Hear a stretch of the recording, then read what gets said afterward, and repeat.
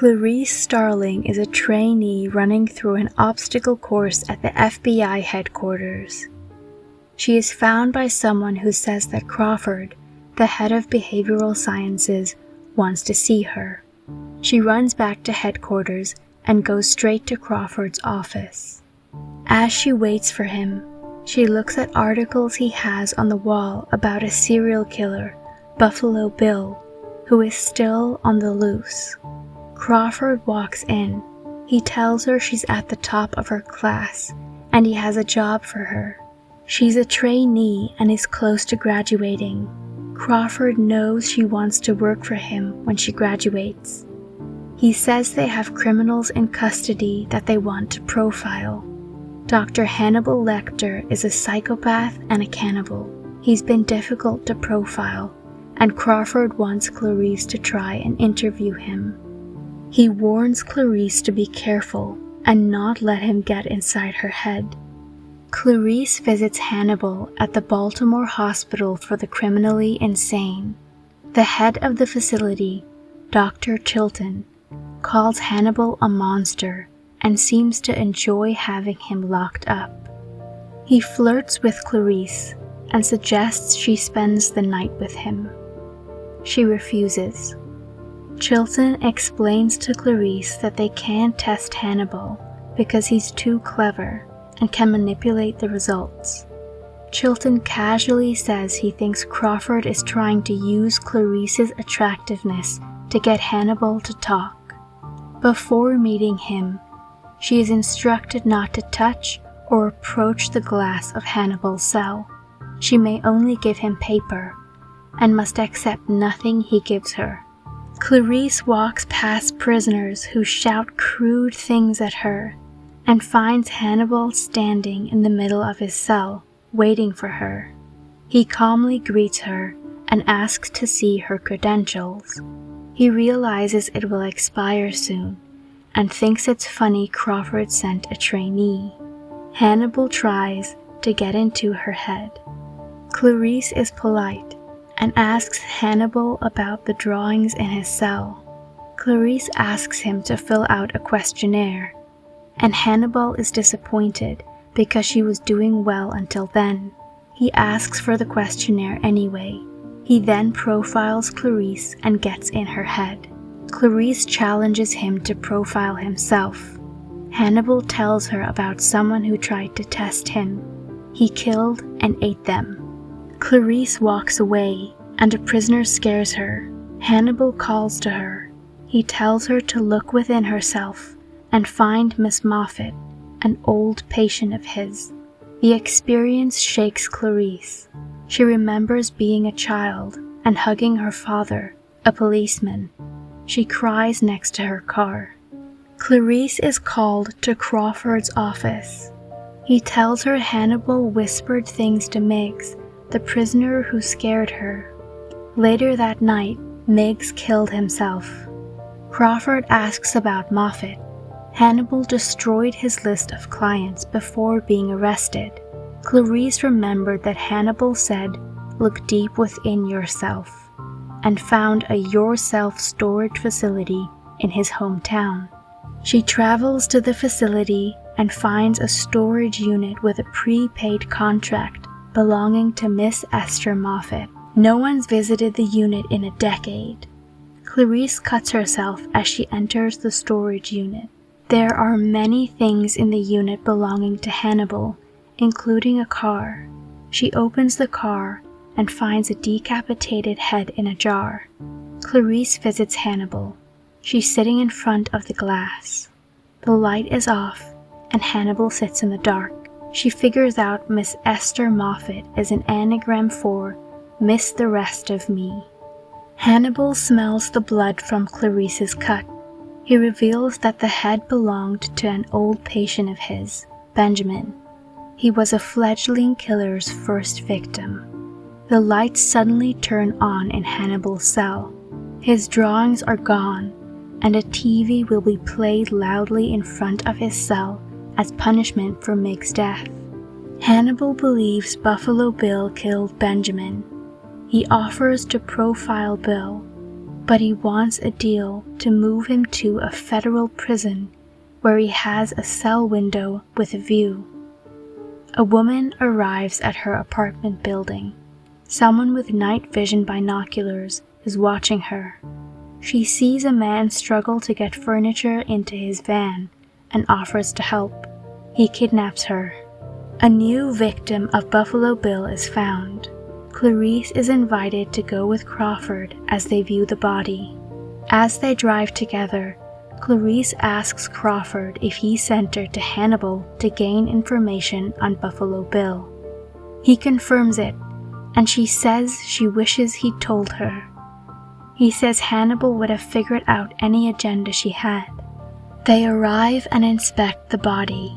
Crawford asks Clarice for an analysis. She says it looks like the victim was from the city. Some of her nails were missing, and she possibly tried to claw her way through something. Clarice notices there's something in her throat. They pull out a cocoon that was put in her mouth, and not something from the river in which she was found. Clarice meets with entomology experts and asks about the cocoon. They figure out it's a death's head moth. It's from Asia and was grown and raised in the United States. There's a room with moths and butterflies. A man sits sewing nearby. A woman is heard shouting in the distance. The man's dog runs to the woman who is at the bottom of a pit. The kidnapped woman is revealed to be Catherine, the daughter of a U.S. senator. Clarice visits Hannibal again. Chilton wants to know what she's doing. She won't tell him and goes to speak with Hannibal. Clarice offers him a deal that will have him transferred to a federal prison and allow him to spend time on an island for 1 week a year while under surveillance. The deal is called off if Catherine dies. Hannibal will only answer her questions if she answers his. He asks Clarice what her worst memory is from childhood. She says the death of her father. Hannibal is pleased with the answer and gives her information. He guesses they found a cocoon in the victim's throat.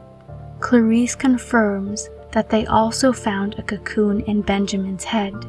Hannibal explains that the cocoon symbolizes transformation. He says Buffalo Bill wants to change from a man into a woman. Clarice says there's no correlation between changing genders and violence. Hannibal asks what happened after she was orphaned.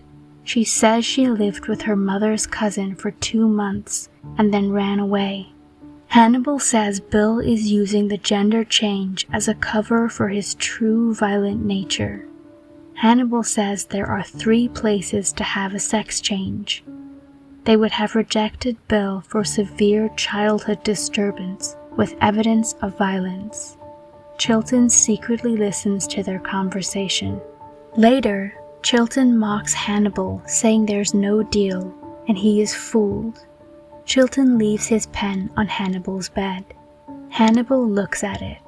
If he cooperates, Chilton offers Hannibal a new arrangement of being transferred to a federal prison. Hannibal will only tell the senator directly and has conditions of his own. Hannibal's plane arrives in Chicago. Chilton is meant to sign something, but can't find his pen. The senator meets Hannibal, who is restrained and has his mouth tied up. Hannibal says that Buffalo Bill is a man named Louis Friend, who was referred to Hannibal for a session by Benjamin. Hannibal psychologically manipulates and mocks the senator. At the courthouse, Chilton is being interviewed outside and enjoys the attention. Clarice arrives and signs in, even though she's no longer allowed to speak with Hannibal. Hannibal is on the 5th floor in a cage in the middle of the room. He's reading and greets Clarice. She gives him his drawings back. He compliments her on the convincing phony deal Crawford made her give him. Clarice figures out that Louis Friend is an anagram for iron sulfide, also known as fool's gold.